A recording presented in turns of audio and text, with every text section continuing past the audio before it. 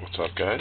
Chevy Auto 4x4. Got a couple tips from some buddies on my build thread on Yodatech, and was told, hey, you've got a cool engine light there, but these are retractable and so, and they come out of mid-90s Chevys, which is absolutely true. I actually found an older one. I think it was a 90, maybe 89, 90. But that one was actually mounted up here in that Chevy, and the one that I got, this one I actually got out of that location. The other ones are located right here, around this area, right where the fusible link box would be in the Suburbans and such. And the Jeep ones, those are all removed, so I feel better about using a Chevy anyway. No, I'm just kidding. Anyway, this is a engine bay light that actually can transport pretty much anywhere. It has a latch right here to keep the retractable portion in place. I had to look around. I finally found another one with this thing, and all the rest were broken, but this one and the one that I got for Richard, Red Death. So by the time he had showed up, I had found two, so I just kept them. These were the best. I have a couple extra lenses that were, the rest of the pieces were broken off, or they took them off, and instead of just taking the whole thing, I guess, so they could pocket it, whatever. But you just turn it on like this, and it is extremely bright for what it is, for a little bulb. And then in order to take it off, you just unlatch this and loosen it the opposite way of retract a little bit, and then try and latch it there. This piece, the battery, I have it just kind of hooked to the battery really quick. I'll turn this off really quick just to give you an idea.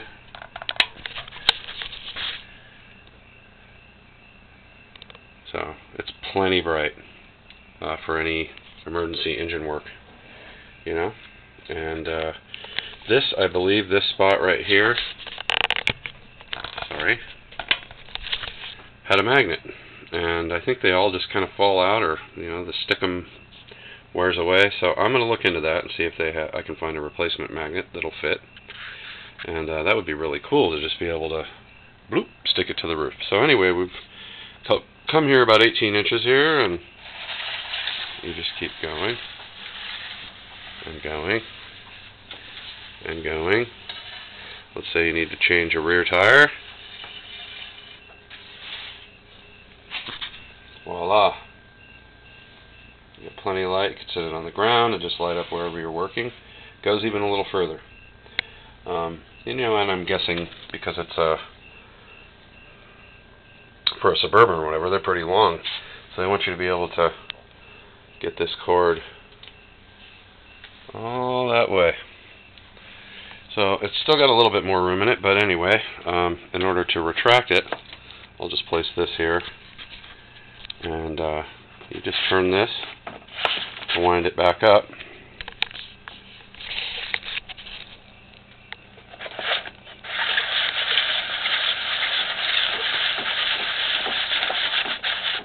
kind of pulling on the ground there, sorry. And just keep winding, and it will secure itself in here, in this little spot right here. That comes in, so you just get it kind of tight. I wouldn't over tighten it, just to fear of breaking it, but I'm able to go pretty tight, and then just pull the latch over. It latches in place.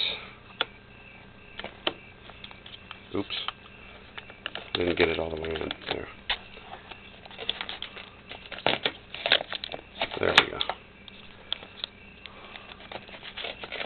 So now when I do it a little tighter, it's in there really good, and just pop that down, it clicks on, and I can even make it a little tighter again just to make sure it's not flopping around or doesn't come loose, and it's secure. So I just got to find a spot to mount it. I'm thinking about possibly taking this bracket off and mounting it right here. I think that would be a good location. I mean, there's really not, I don't see much any place else that I can put it. So it's just a thought on this one, but I think I paid $7 at Pick Your Part. I'm doubting if I go to GM that this would be $7. You know what I mean? So I think that's very cool to get, like, you know, what was that? 12 feet, and I think it goes a little further, even all the way to the rear bumper. So I think that's cool. I just thought I'd share that. And then the coolest engine mod I've ever done. Just have to share this. I believe it was like, God, at least $6 was this. So I wanted to share that as well, because I haven't had that since I own the truck. It hasn't had that, and you know, you can't really hear it much, but it does rattle around, and it's not going to really damage anything, but it's just kind of cool to have it secured. So there we go. I have a hood latch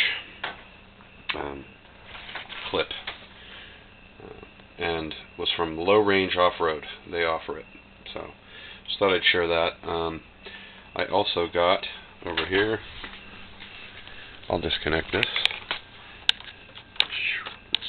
just take it with me. I had that other one that I showed you, which is right here, which I believe is the Jeep version. I'm not positive though, because the Jeep ones look like they were all mounted on the hood. This seems to mount on the rear firewall as well, like the other one. Now this will fit, as I showed in the other video, a lot easier. Just goes into this bolt hole right here, right there. This is about, you know, a few feet long, but I can make it as long as I wanted, and it's just not retractable. I'd have to kind of wind it back in there myself by hand, but big deal, right? I mean, whatever's going to fit. So it's just an idea. I can maybe even, once I get the power, auxiliary power in the rear near the bumper, listen to that.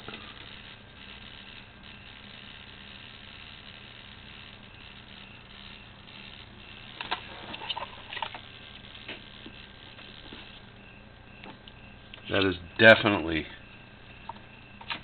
this making that noise, and that's 2 hours since this ran. No clue. Maybe it's just still releasing pressure from the tank. I have no idea. Why not share that while I'm right here, right? Okay, so like I showed you before, this one is just single wire, grounds by the actual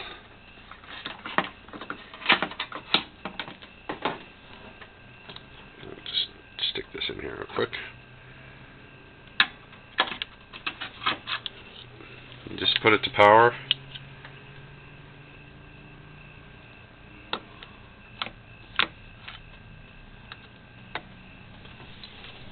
And you have a pretty bright light. The bulb is half the size of the other one. It's not quite as bright, but it's pretty bright. I will demonstrate this one as well by unplugging it, I guess, here.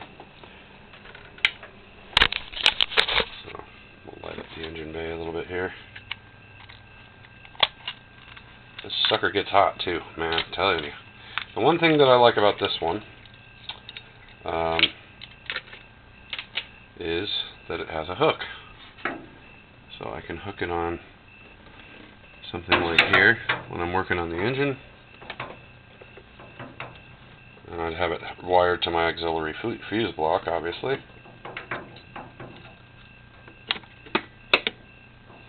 And we have engine light.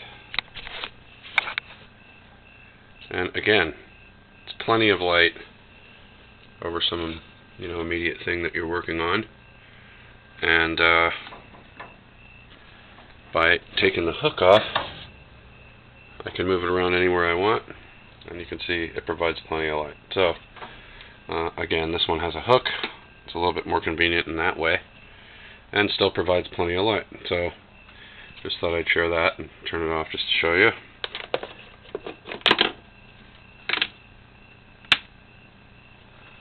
So you can see it definitely provides a lot more than nothing, right? So there's that one as well, and so now I've got a couple options as far as engine lights.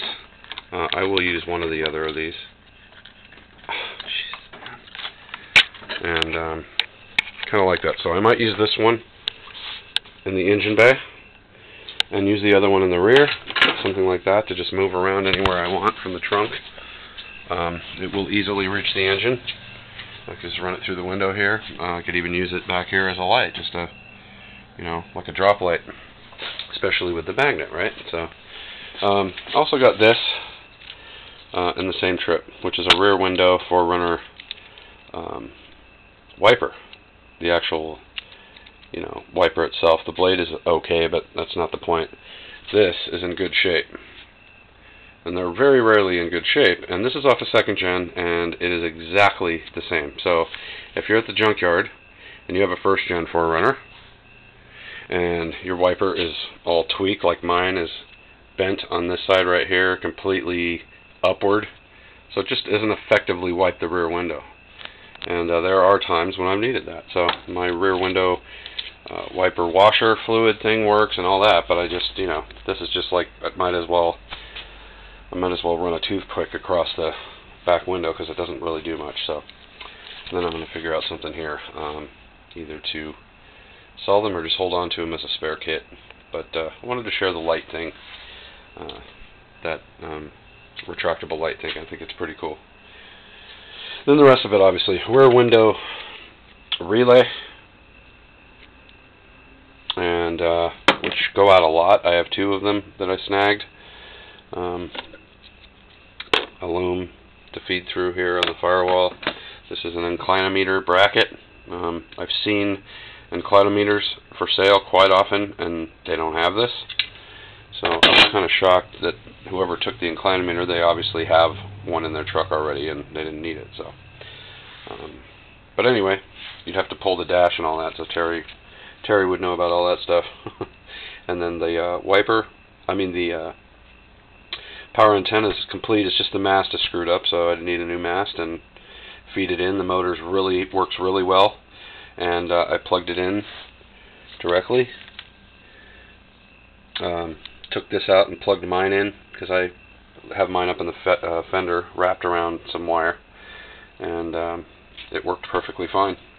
So it's in good condition. They don't always work, so I just have to run a little hose off of this to drain. And that's about it. It's in good condition. So I've gotten quite a few things recently at Pick Your Part. I've kind of scored. Oh, and one more thing. Why not? Picked up, finally, a 31. And you probably can't see it too well, but it's in good shape. It's a Le Mans, just like Richard Red Death, a.k.a. Red Death, has. And perfect tread. The stem was busted on the wheel we had, but or that they had taken it off. But you can see the tread is great. Plenty of tread, like nearly new. So it's good to have a good 31 spare, since I have a locker and I don't have to switch the tires around and all that. I can just pull a flat off the rear and of my 31s. And put another 31 on. It's not the same exact tread, but that's alright. It would get me home, with the same size tire. So that's that for now. I just wanted to share the GM mid-90s, early 90s to late 90s, actually, retractable engine bay light that goes all the way to the back of the car. Very cool. I'm going to try and make that work.